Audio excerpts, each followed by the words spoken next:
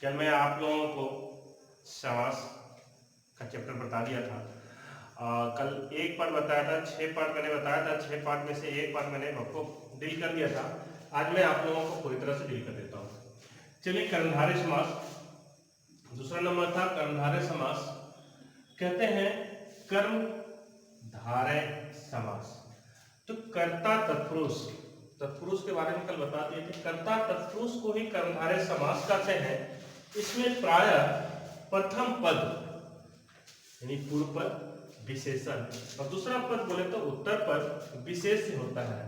विशेषण और विशेष के बारे में आप लोग जानते होंगे। विशेष से बोलते हैं, विशेषण की विशेषता बताने वाले को विशेष बोलते हैं। अर्थात दोनों पदों में उपमेय और उपमान का संबंध पाया जाता है, मतलब एक दूसरे का दोनों उपमा करता है। जैसे बोलते हैं चरण कमल, चरण के समान कमल, कनकलता, कनक के समान लता, कनक है जो लता, प्राण प्रिय, प्राण है जो प्रिय, परमानंद, परम है जो आनंद, अधमरा, आधा है जो मरा, चंद्रमुख, चंद्र के समान मुख, यानी चंद्र है जो मुख, चंद्र के समान कहने का मतलब है के समान और जो, ये दो शब्दों से हम लोग इसको तोड़ते हैं, संधि विग्रह करते हैं, समास विग्रह करते हैं इसको और देखते हैं एग्जांपल में। इस तरह से चरण कमल, कनकलता, प्राण प्रिय, परमानंद, अधमरा, चंद्रमुख, ये हमारा कर्मधारय समास है। और भी बहुत सारे ऐसे एग्जांपल इसमें आते हैं। चलिए हम देखते हैं द्विगु समास के बारे में। द्विगु समास कहते किसको है? जहां पहला पद संख्यावाचक हो। संख्या बोले तो 1 2 3 4 को संख्यावाचक बोलते हैं। संख्यावाचक हो द्विगु समास होता है। जो पहला पद यानी पूर्व पद संख्यावाचक हो उसको द्विगु समास बोलेंगे। इसमें समूह या समाहार का ज्ञान होता है। समूह बोले तो अगर 2 बोलेंगे तो ज्यादा 3 4 5 समूह का समाहार मिला जुला का मतलब ज्ञान होता है। एग्जाम्पल इसका है नवरात्र, यानी नवरात्र 9 दिन का रात्र, 9 एक संख्या है। त्रिलोक 3 आता है, संख्या है। चौराहा यानी 4 राहों का समूह यानी 4 संख्या है। तिरंगा यानी 3 रंगों का समूह है, तिरंगा 3 समूह है। दोपहर दो दोपहर हो जाने के बाद दोपहर बोलते हैं। त्रिकोण एक्सेट्रा बहुत सारे ऐसे हैं जो इस तरह का समूह समाहार का ज्ञान होता है और पहला पद संख्यावाचक होता है। इसी में नोट है एक, अगर दोनों पद संख्यावाचक हो, अगर दोनों पद पूर्व पद और उत्तर पद दोनों पद संख्यावाचक हो तो कर्मधारय समास हो जाता है। और कौन कौन सा? जैसे एग्जांपल में है 31, 1 और 30 क्या है?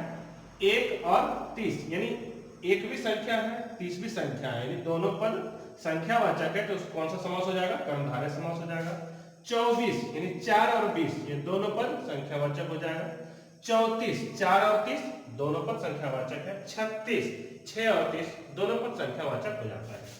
चलिए द्वंद्व समास, अब चौथा है द्वंद्व समास के बारे में आप लोगों को बताता हूं। द्वंद्व समास कहता है इसमें दोनों पद प्रधान होता है, पूर्व पद उत्तर पद, यानी दोनों पद प्रधान होता है। दोनों पद की महानता होती है।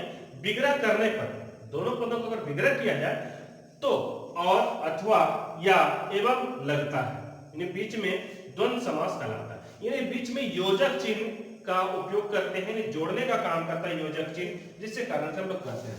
जैसे नदी नाले, नदी और नाले के बीच में योजक चिन्ह का काम करता है। नदी और नाला, नदी या नाला, नदी एवं नाले, यानी इस टाइप का बीच को हम लोग करते हैं। पाप या पुण्य, पाप और पुण्य दोनों, और या अथवा, पाप अथवा पुण्य, यानी कर सकते हैं अभी और अथवा या एवं को लगता हो उसी द्वंद्व समास करते हैं। योजक चिन्ह ज्यादातर याद रखिए, योजक चिन्ह वाले को ही हम लोग द्वंद्व समास कहते हैं। नर नारी, अपना पराया, खरा खोटा, उल्टा सीधा, इस टाइप का भी हम लोग बहुत सारे ऐसे करते हैं। चलिए मैं समास के बारे में 4 तक बता चुका था। चलिए 5वां देखते हैं बहुब्रीहि समास। चलिए इसको क्या जानते हैं हम लोग?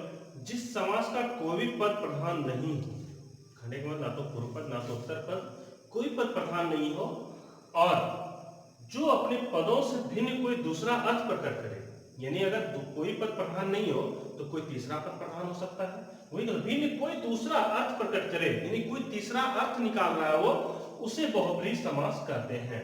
कहने का मतलब है कि दो पद, ना तो पूर्व पद ना उत्तर पद, दोनों प्रधान नहीं होता है, लेकिन दोनों पद के बदले किसी और की ओर इंगित करता है, किसी और की ओर इशारा करता है, तो उसे ही हम लोग बहुब्रीहि समास कहते हैं। जैसे बिना पानी, बीना है पानी जिसके, किसको क्या नाम देते हैं हम लोग? सरस्वती। लंबोदर, लंबा है उदर जिसका यानी गणेश। पीतांबर, पीला है अंबर जिसके यानी कृष्ण।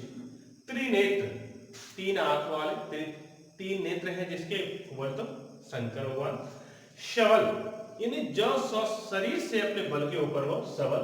लाठा, अब देखिए कुछ शब्द ऐसे हैं जो लाठा लाठी, दो शब्द ऐसे मिलते हैं, लाठा लाठी, बाता बाती, भूसा भूसी, इस टाइप के शब्द भी हमारा बहुब्रीहि समास के अंतर्गत आता है।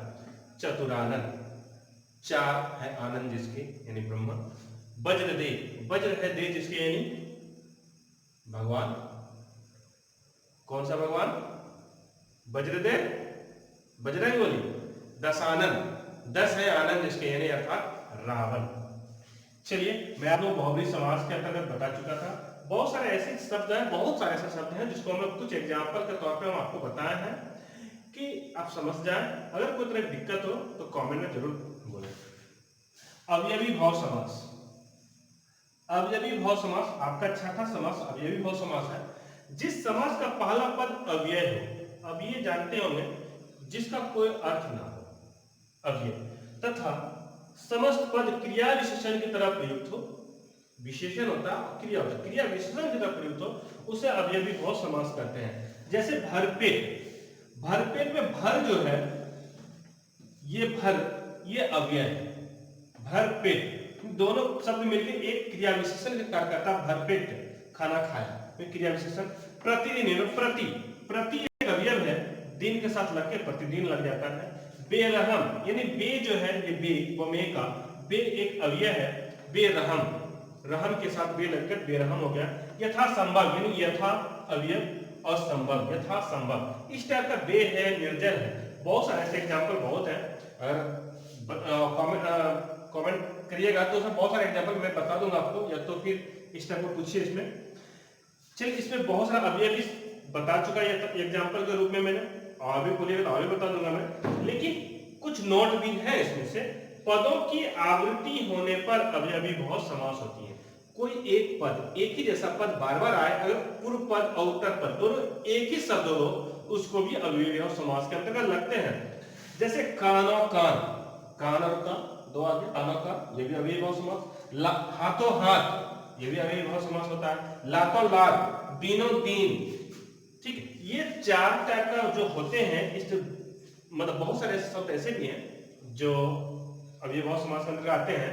मैं जगह कम होने की वजह से, वीडियो लंबा होने की वजह से मैंने नहीं लिखा है, लेकिन जो दो शब्द उत्तर पद पूर्व पद दोनों साथ साथ आए, एक ही शब्द हो और साथ साथ आए, उसको अवयवी भाव समास कहते हैं। हम कह सकते हैं कि बहुब्रीहि समास के अंतर्गत भी आता है। बाता बाती, लाठा लाठी, दो तरह का आता है, लेकिन यहाँ पे क्रिया विशेषण की तरह कार्य नहीं कर रहा है। वो क्रिया विशेषण होना चाहिए, कानो कान, हाथों हाथ, लातों लात, ये क्रिया विशेषण की तरह कार्य कर रहा है, इसलिए इसको अवयवी भाव समास के अंतर्गत रखा गया। और ये क्रिया विशेषण की तरह काम नहीं कर रहा है, इसलिए वो बाता बाती, बाता बाती तीसरी तरह। लाठा लाठी, इसका मतलब मार की व्यवस्था हो रही है, लाठा लाठी। बाता बाती यानी गुस्सा की बात हो रही है, यानी बाता बाती नहीं गुस्सा से, गुस्सा हो रहा है, यानी जो तीसरे अर्थ क्यों दे रहा, बाताबाती हुआ, यानी उससे झगड़ा हो गया, एक तरह से झगड़ा हुआ। अब बाताबाती में क्या हुआ, झगड़ा हो गया। झगड़ा होना ही मतलब तीसरे पद की ओर इंगित करता है, जिसको हम लोग बहुब्रीहि समास का अंतर्गत करते हैं। चलिए, आप लोग हमको लगता है जहां तक कि समास समझ गए होंगे पूरी तरह से। जो भी स्टूडेंट इसे सब्सक्राइब नहीं किए, प्लीज सब्सक्राइब करें।